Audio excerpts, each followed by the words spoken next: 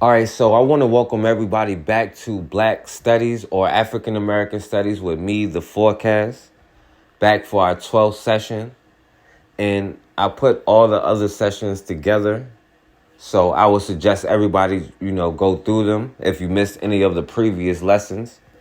And like always, I have to say I appreciate y'all for all the support and the love y'all give me for this. It helps me to keep going, gives me the motivation to keep going. And of course, I'm going to keep suggesting that you put together some kind of course that you think our children might need, to give them a better chance in the future. Because at the end of the day, it really is up to us. Now, last time we looked at a couple of different things, including Gabriel's rebellion, where the brother Gabriel Prosser, planned his rebellion in Richmond, Virginia. And of course, Gabriel Prosser was aware of what was going on in Haiti.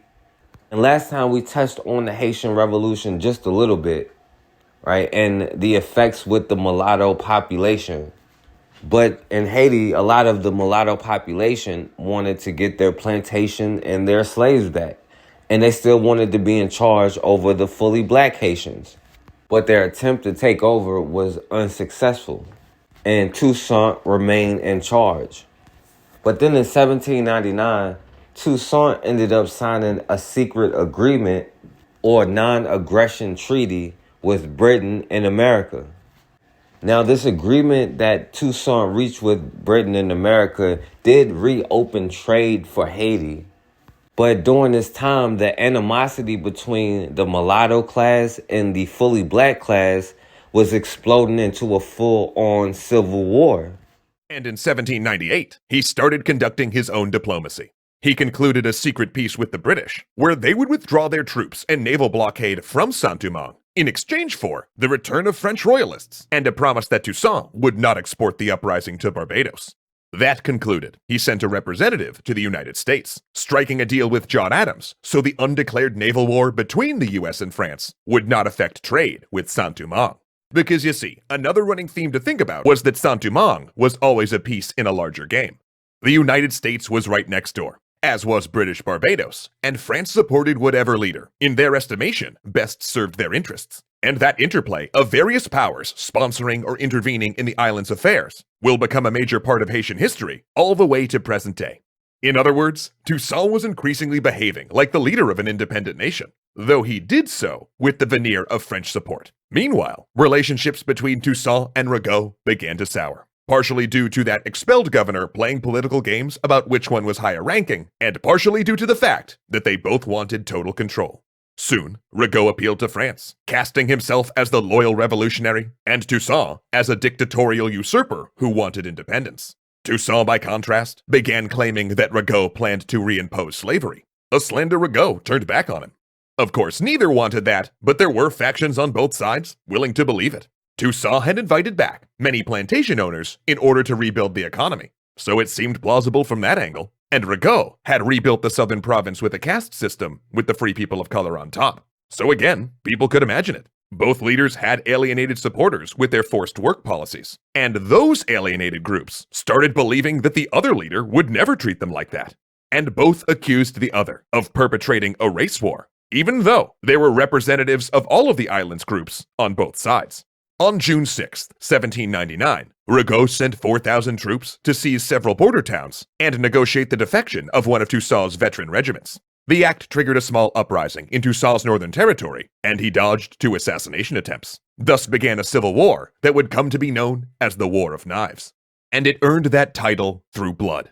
Both sides offered no quarter, and prisoners, when taken at all, rarely lasted long.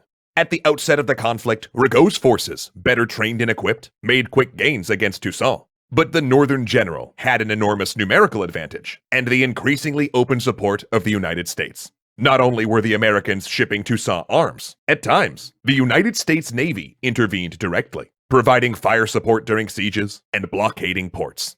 The American consul even issued passports to Toussaint's ships, allowing them to pass the blockade when Rigaud's ships could not. And during this vicious fighting, one of Toussaint's commanders rose to prominence, Brigadier General Jacques Dessalines. The war ground to a stalemate. Rigaud besieged and pinned, but Toussaint unwilling to expend the casualties necessary to dislodge him. And then another commission arrived from France. Yeah, another one, announcing another change in government. General Napoleon Bonaparte had overthrown the political system and declared himself consul. His message? To reaffirm that in the eyes of France, Toussaint was the leader of Saint-Domingue. The war ended basically overnight, with Toussaint allowing Rigaud to slip away into exile in France, which left Toussaint free to invade Santo Domingo. While technically still French, was still administered by the Spanish. He claimed it was to prevent his free citizens from getting kidnapped and sold into slavery there, because Napoleon's representatives also brought word of a new constitution, one that rescinded the idea that colonies should have the same laws as France. Instead, they would have special laws, tailored to their unique conditions. In other words, Napoleon planned to bring back slavery. In response, Toussaint wrote his own constitution, his own special laws, stating that Saint-Domingue was a sovereign black state, one that rejected slavery outright, and one where he was governor for life. He all but declared independence, and then prepared for invasion. Now, back in America, in 1800, Thomas Jefferson became the third president of America. And just as a side note, many people believe that John Adams, during the election, was the one that put Thomas Jefferson out there about his sick relationship with Sally Hemings. And of course, the sexual abuse of black and mulatto young girls and women was a common thing, where these old white dudes would molest these young children, sometimes their own children. But they also did the same thing to young boys and men, which we often don't really talk about. This history bite is entitled The Sexual Abuse of Black Male Slaves. Knowing what we know about American history, virtually everyone is aware of the sexual abuse endured by black female slaves at the hands of their masters. That is very well documented, very well known, and greatly discussed. However, what is not well documented, well known, or well discussed is the similar abuse endured by black male slaves at the hands of slave masters and others. Black male sexual abuse during slavery tended to take two distinct forms.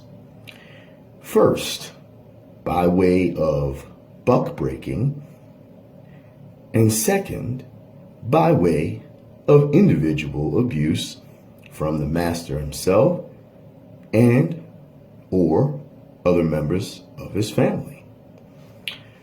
We'll start with buck breaking. Now, buck breaking was an inherently very degrading, cruel act of public humiliation, whereby a black male slave who displayed, a bit too much aggressiveness or hostility, was publicly raped by slave master, the overseer, or another black male slave who obviously had the trust of the master and the overseer. All right. This was a form of public homosexual rape. All right. And the purpose of this was to completely break this slave's aggressive nature, to dehumanize him, to make him feel less than a man, to reduce him of all his dignity and pride. Thus ensuring that he would no longer behave in the manner that led him to this situation in the first place. This was a very cruel practice, and certainly lowered his stance in the eyes of other slaves on the plantation, as this was done, like I said, publicly. It was done so all could see, and I suppose to serve as a lesson to anyone else. All right. There were gay slave masters. There were gay overseers. There's nothing new, but That was the act of buck breaking, and indeed, it had a traumatic effect on most likely every black male slave who was subject to such treatment. Okay? Now, a lot of them, when they talk about Thomas Jefferson, good old TJ, they try to make it seem like the relationship with Sally Hemings was some kind of consensual relationship. Like this 45-year-old or 50-year-old old white dude would have a consensual relationship with a 13 or 14-year-old young black girl or mulatto girl. And a young girl that he enslaved on top of that. Like they could possibly have this consensual relationship. But of course they love good old TJ, Thomas Jefferson. So they make a lot of excuses about the relationship he had with Sally Hemings. And this is the story of Sally Hemings. Now, Sally's story is wild from the beginning. Pause and read this chart, but it's a lot. Sally was born to John Wales, a white slave owner. Now, her mother was Elizabeth Hemings, a black slave. As you can see, John was 20 years Elizabeth's senior, but they had about 5 kids together, including Sally. Martha Jefferson ended up being one of his children by another woman, Martha Epps. Follow along here. So that makes Sally and Martha Jefferson, who she became, half sisters. By Virginia law, when John Wales died, Sally Hemings and her siblings became property of Thomas Jefferson and Martha Jefferson at Monticello, their Virginia estate. In the late 1700s, Thomas Jefferson became a European ambassador on behalf of the United States. In 1787, Sally would be one of the slaves that would accompany Jefferson to Paris. She would stay in his estate and act pretty much as a housemaid.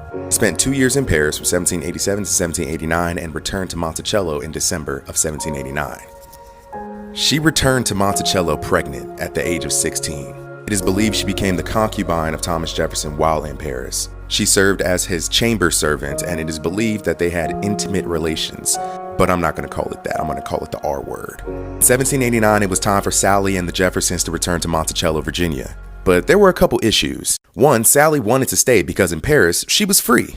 Going back to Monticello ensured that she would be going back into slavery. But she knew that the French Revolution was pending and she didn't want to stay in Paris and have a baby to raise on her own. So she agreed to go back to Monticello with Thomas Jefferson on one condition, that at the age of 21, all of the children that she had and would have would be freed. And Jefferson agreed. And I'm not at all applauding Thomas Jefferson for agreeing to this because at this time she was 16 and he was 46. Ugh. Sally Hemings would go on to be pregnant 7 times by Thomas Jefferson between the ages of 16 and 25. 4 of those children survived and lived until adulthood. Jefferson did keep his promise. 2 of the children were freed at age of 21, and 2 of them were allowed to just leave Monticello, as was Sally. Technically, Sally Hemings was never freed, and she died in 1835 at the age of 62.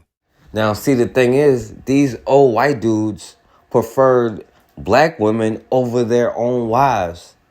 And these white women were so jealous of black women that they would usually treat them the worst out of anybody.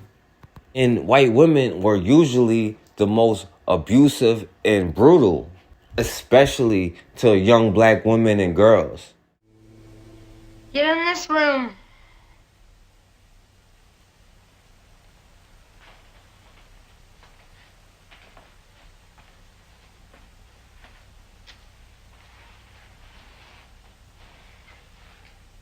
Now,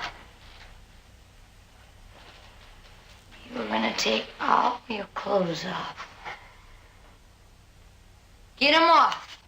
Miss Blanche, You hear me? Ella knocked.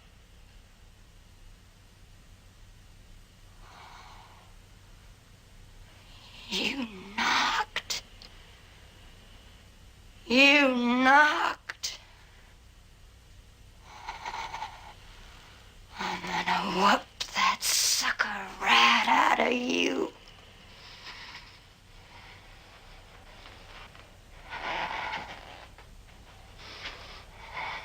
Pig!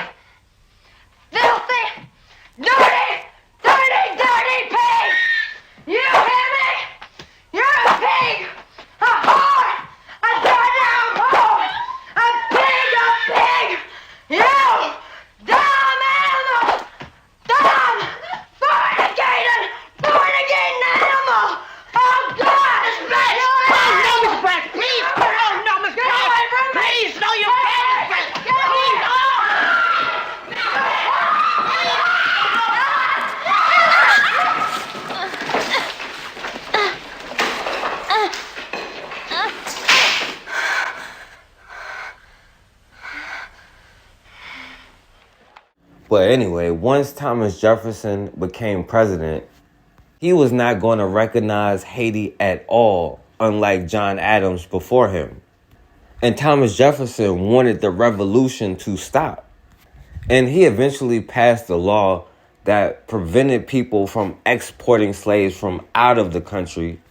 And a lot of those white people that love Thomas Jefferson, good old TJ, try to act like, oh, he was such an abolitionist. This was a good thing. He did this out of the goodness of his heart, which is a complete lie. He just didn't want black folk in America linking up with black people around the world, especially the ones with the revolutionary mindset. He didn't want that energy of revolution coming to black people in America. But of course they use stuff like that to try to make it seem like he was an abolitionist or something because they love him so much. Now, Congress did try to pass legislation to send all free Negroes or free black people back to Africa, but they still be under American law and still have to pay America taxes. And of course, most black people rejected it because why would they go somewhere else and still be paying America taxes and be under their law? It don't even make sense. Now, this session, I want to focus a little bit more on what was going on in Haiti at the time. And we talked about people like Dutty Boukman and Toussaint and the leaders at the beginning of the revolution. But at this time, people like Jean-Jacques Dessalines began to get leadership positions within the army. The third step is when we get Jean-Jacques Dessalines as the leader. Now, this is the person, again, when we take all the stuff they say about him is really, well, but one of the things, the man speaks Yoruba. He makes a choice to have all his closest people Africans, which as a very humorous person, he called his closest troops who are just recently arrived Africans. He called them the Polish troop. Why? Because he says they speak Haitian as poorly as the Polish speak French. So, this is the man who's going to structure the final blow. This man is born for this, raised by a military woman, Agbaraya Toya, whose name as Tantoya, he calls Tantoya, and everyone in that period called Tantoya. This is this military woman from Dahomey who raised him all alone and reminded him throughout his life that his destiny is to bring liberty to this land, and gave him the proper training in military and philosophy and spiritual and mysticism as well. So, when in this training, this man is prepared, the time has arrived. He has been a perfect soldier under all those who came before him. He was an absolutely obedient lieutenant, captain, and colonel to Toussaint Louverture. He has received all his formal military functioning, training, and regulations from Toussaint. He does not do anything that Toussaint does not ask him to, that Toussaint does not order him to, until Toussaint is no longer there. Then it is evident to everyone there is no other person to replace Toussaint and take the lead of the people's movement, and that is this man, Jean-Jacques Dessalines. Now, after Dessalines became a leader and a general in the army, they were able to defeat the mulattoes who were against them and against Toussaint by 1800, and they captured their general. And the general of the mulattoes, Regard, and again, I apologize if I say his name wrong. I wasn't colonized by the French, okay? But the mulatto general was deported to France, which gave Toussaint uncontested control of Haiti. And then when Spain conceded their land, Toussaint was in control of the entire island. Now, the thing is, once Toussaint was in power, he created policies basically to recreate the traditional plantation system that they had just fought to destroy and get out of. And Toussaint even wanted to import more Africans to increase their workforce and to boost their economy by doing business with the French. The same French people who they just had to expel from their island. Now, a lot of people disagree with Toussaint's policies, and they felt like he was just reinstating slavery again. But Toussaint eventually formed an assembly to create a constitution in 1801. And in the first constitution, it said that slavery was banned in Hispaniola forever. And they also eliminated statuses based off race or color. It said all people should be admitted into Haiti based on their merit.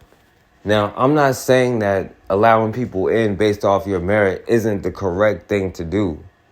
But when we keep talking about this all people and all lives and all colors, hopefully we'll learn our lesson about that sooner than later.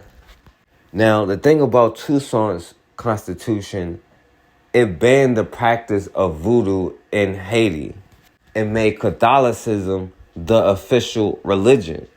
He wanted to show Europeans his allegiance to them. I guess make it seem like he wasn't a threat so that he can work with them and be a part of them and be accepted by them. But most people resented voodoo being banned, number one. But a lot of people felt like his policies, like the mandatory labor requirements, was nothing but slavery under the French, except this time with a black face. And most of all, people started to resent Toussaint's desire and need to be accepted by the French. Toussaint Louverture was a talented general for the Spanish and a Saint-Dominguez free black man that betrayed France after they executed Louis XVI. He returned to the French side, however, when he realized that Sonthonax's general emancipation was permanent. Louverture's profound military and leadership skills immediately became a turning point in the war. Toussaint realized that Spain had a king, England had a king, and France was talking about liberty, equality, fraternity. All men equal. So he realized that although the revolt started by fighting the French right now could be the best help they could receive. So he rejoined the French. After 3 years in opposition, Toussaint Louverture was once again a loyal French citizen. So were his followers. Word of Toussaint's astonishing string of victories against white armies was spreading across the European world. In 1798, as Toussaint Louverture was evicting the last of the British from his island, another French general battled British interest halfway around the world in Egypt. His name was Napoleon Bonaparte. Just months after conquering Egypt, Napoleon marched into Paris. A coup d'etat toppled the revolutionary government, and Napoleon took the reins of power. "The revolution is over," he declared. "I am the revolution." As Napoleon is rising to power in France, Toussaint is watching closely about what's going on. He knows several things. He knows, first of all, that there are very powerful pro-slavery voices in France who are agitating against him, attacking him, and proposing that slavery actually be recreated in some form in Saint-Domingue. Napoleon Bonaparte had had enough of revolution, and according to Napoleon, the U.S. President, Thomas Jefferson, shared his view. The prospect of a Black Republic is equally disturbing to the Spanish, the English, and the Americans. Jefferson has promised that at the instant the French army has arrived, all measures will be taken to starve Toussaint. Rid us of these gilded Negroes, and we will have nothing more to wish for. Toussaint tried urgently to show Napoleon that military logic, if nothing else, proved the merit of black ambitions. Toussaint was writing Napoleon. He wanted so much to be recognized as saving this land for France. His efforts failed. In 1802, Toussaint was stunned to see the largest French expeditionary force ever assembled entering Saint-Domingue's harbor. Its mission was simple. Napoleon wanted to turn back the clock. My decision to destroy the authority of the blacks in Saint-Domingue is not so much based on consideration of commerce and money, as on the need to block forever the march of the blacks in the world. Now, Toussaint's constitution didn't officially declare independence, but it still held more power than French law to the Haitian people. But the problem was, Toussaint was still saying that Haiti, Hispaniola, was a French island, and it was there to be in the best interest, whatever benefits France. And essentially, he's doing whatever benefits France. Even though the whole revolution started because they had to kick them out. And every time before that he tried to work with them, they just laughed in his face. So he had to go work with other people to kick the French out. But he's still saying that Hispaniola is a French island. It was there to benefit the French. The problem was he just wanted to be accepted, recognized, and treated equal by the French. That mindset of love, equality, and wanting to hold hands and be equal to everybody led to Toussaint's downfall, like many others before and after him. Now, once Napoleon Bonaparte took over France, he sent a commission to the island to reinstate slavery, because that's what the French was about. Now, understand, Bonaparte saw Toussaint as a threat, and he refused to accept him. He was never going to accept him. And, of course, good old TJ, Thomas Jefferson, agreed with Napoleon Bonaparte and sided with him. Because Europeans are going to work with each other to make sure that we do not progress in the world. Even though the black leader just wanted to be equal with the French. But they would still work with and put aside their tribal differences to stop our revolutions.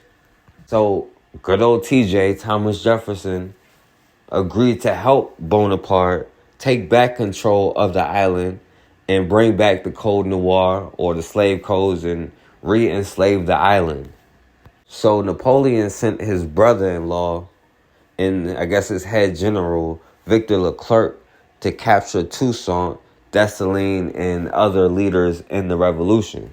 One of the rebellion's leaders, Toussaint Louverture, consolidate authority and steer the colony in the direction of growing autonomy. Louverture furthermore issued a new constitution for Saint-Domingue in 1801, which declared him governor for life and decreed the establishment of a new autonomous black state. This triggered a strong response from the new leader over in France. Napoleon sent a significant expeditionary force under his brother-in-law Charles Leclerc to handle the situation in their colony, though many believe this was also related to Bonaparte's ambitions in North America, which required an increase in revenue that could be found on the Haitian island. Either way, Leclerc and his men were on their way to Saint-Domingue.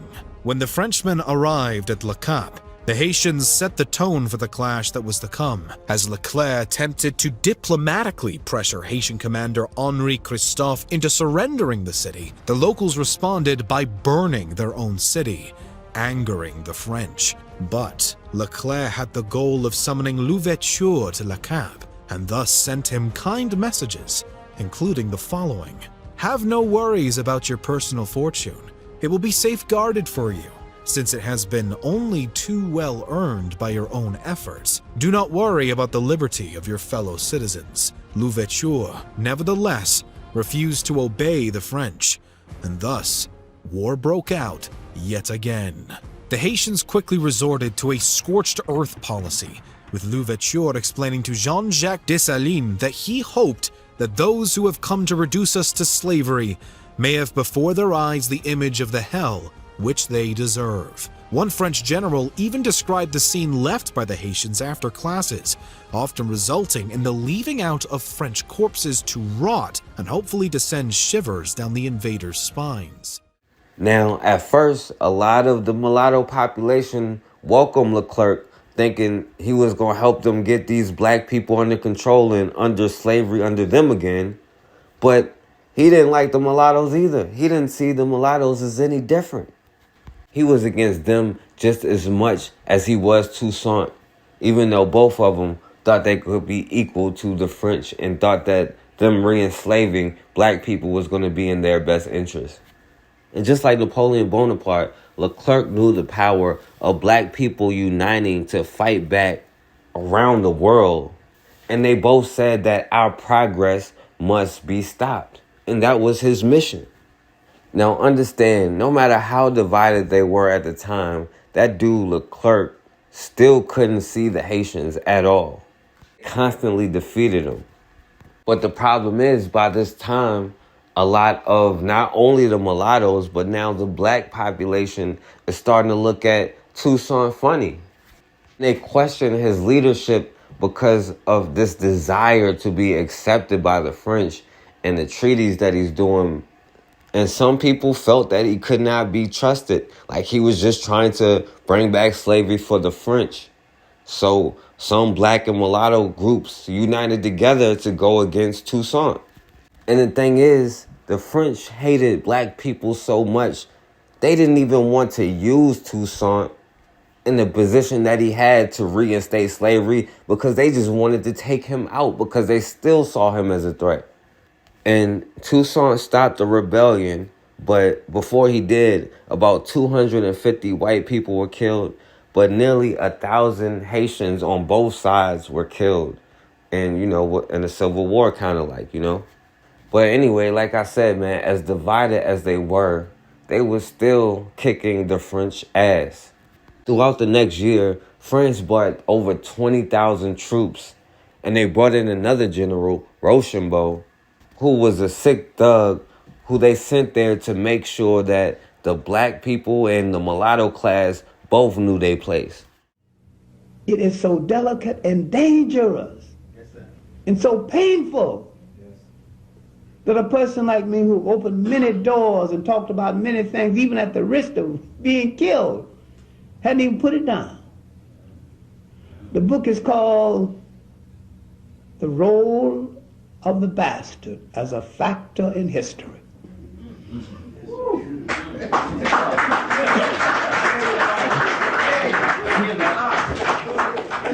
How people have bastardized other people through their women and used the bastard to control them.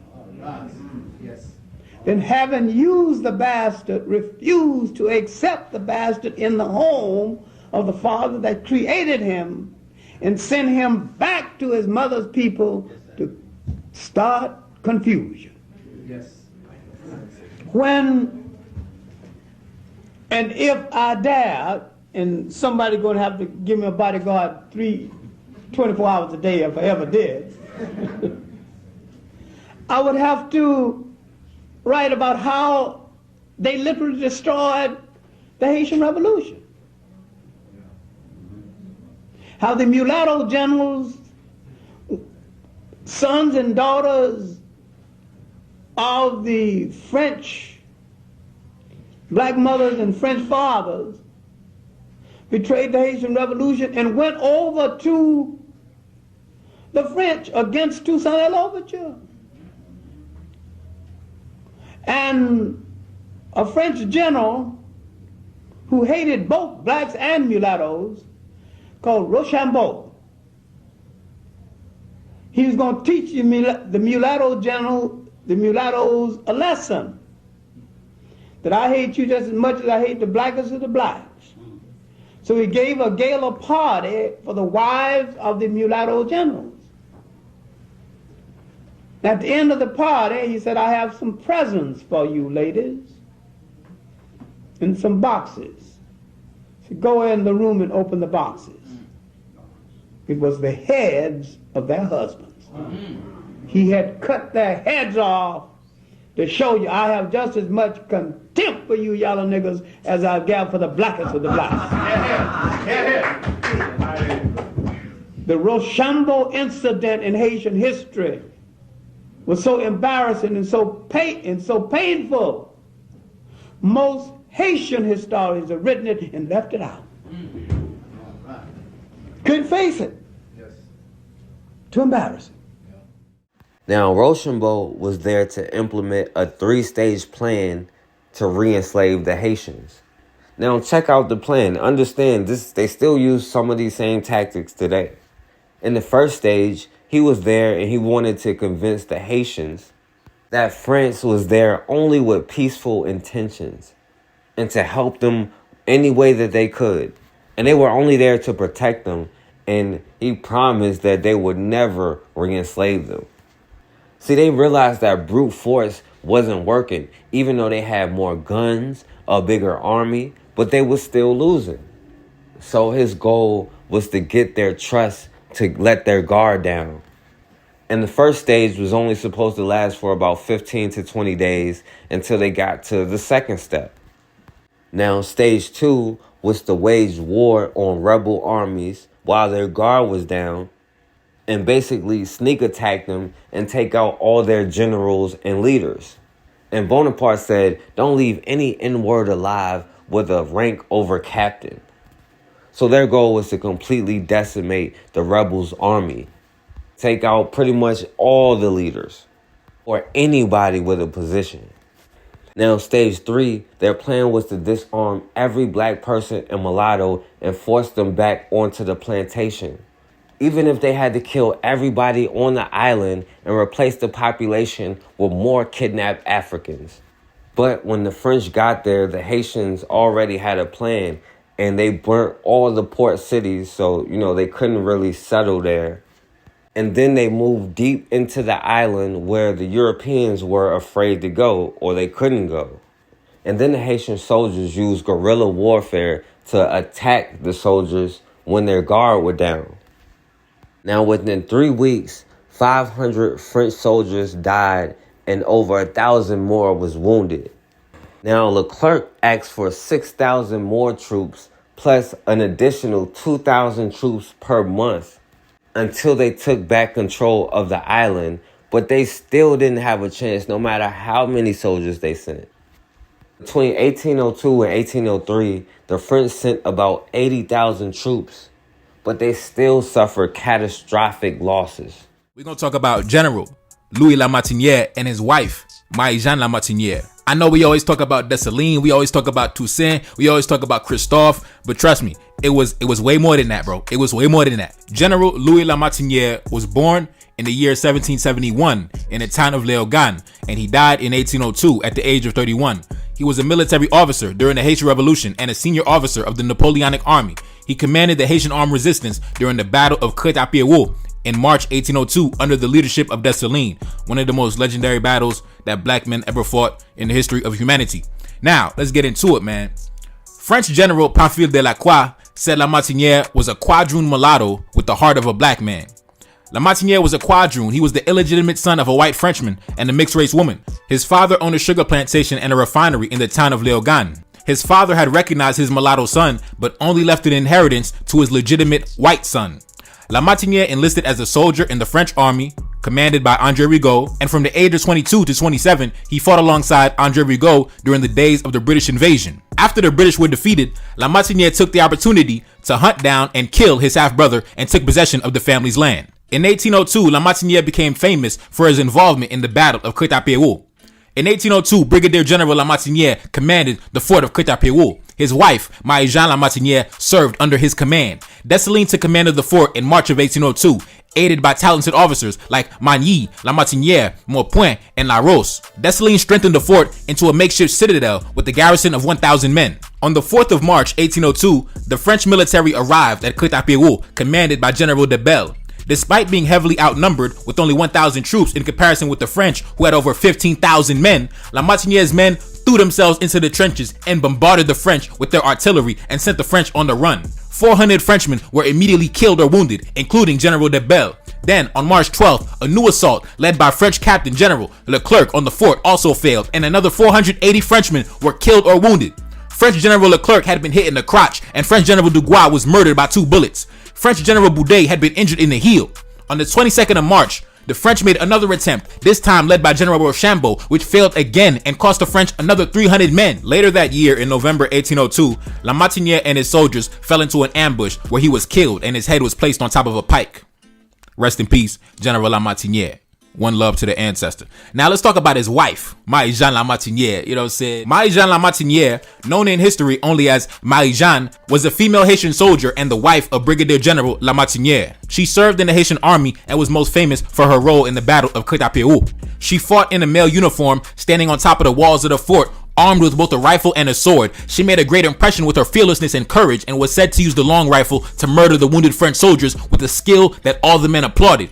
When she was not fighting, Marie-Jeanne nursed her injured comrades. When describing the allocation of her scarce water supply for the thirsty and dying troops, one historian states, Marie-Jeanne gave water with a silver serving spoon that hung from her sash on a fine chain. From the bottle she carried as she filled the spoon just short of the brim and slipped between the jaws of the patient, a doctor noticed the short knife which rode in her sash between the spoon chain and her sword. 2 days before, she had cut the throat of a man so maddened by thirst he tried to snatch the water bottle from her.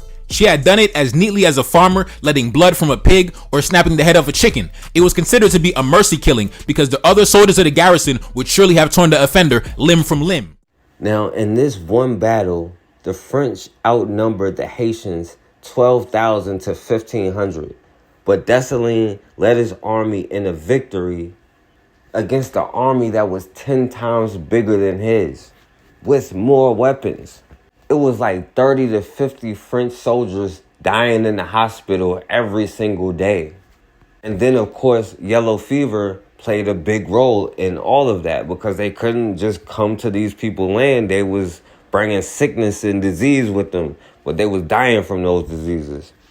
Now, eventually, Bonaparte was forced to negotiate with Toussaint because they could not beat him as much as they hated him, so they had to negotiate.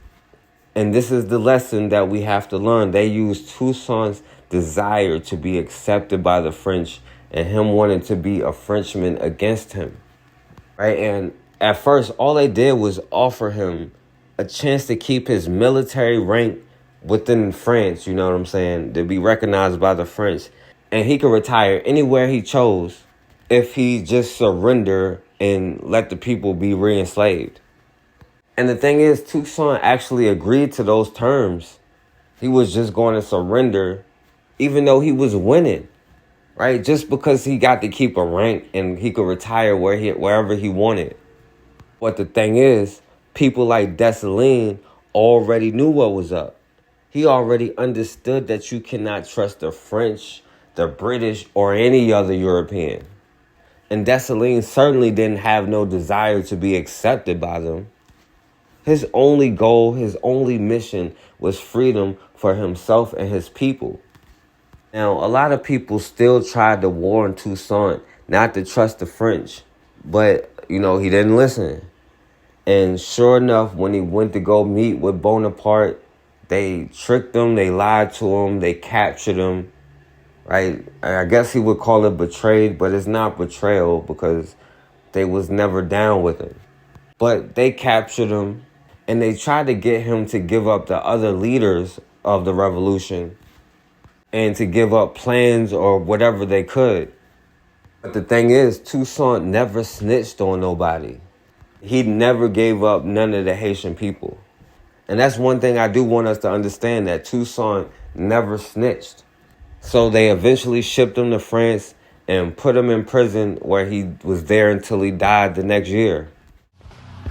Toussaint Louverture fought the invading French army for 3 grueling months, but the island's black population, now disenchanted with his leadership, offered lackluster support. On May 6, 1802, Toussaint Louverture surrendered. At first, he was allowed to retire from the army with full honors. But a month later, he was called to a meeting with the French commander. If I wanted to count all the services that I have rendered to the French government, I will need several volumes, and still I wouldn't finish it all. Arrêtez-le.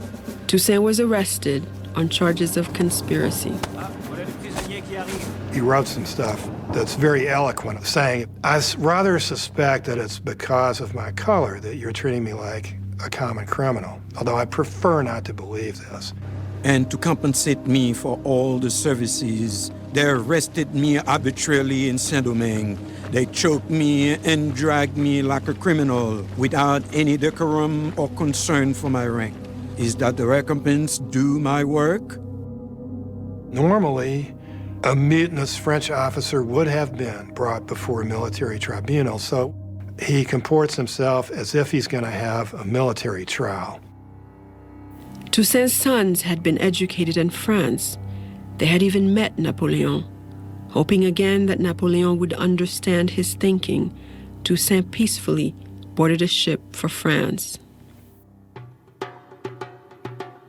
Saint-Domingue remained mostly calm in Toussaint's wake.